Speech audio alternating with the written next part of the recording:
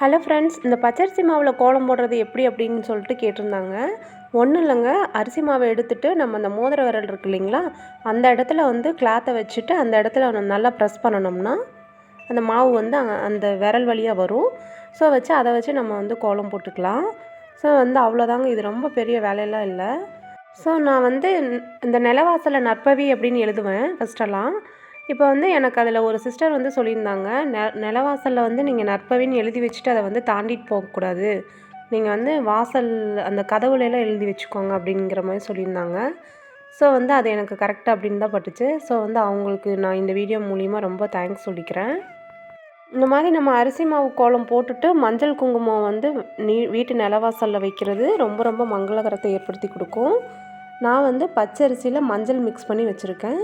So வந்து அதை தான் வந்து நான் வந்து போட்டிருக்கேன். இப்போ மஞ்சள் குங்குமம் வச்சுட்டு பார்த்தோன்னா வீடே வந்து ரொம்ப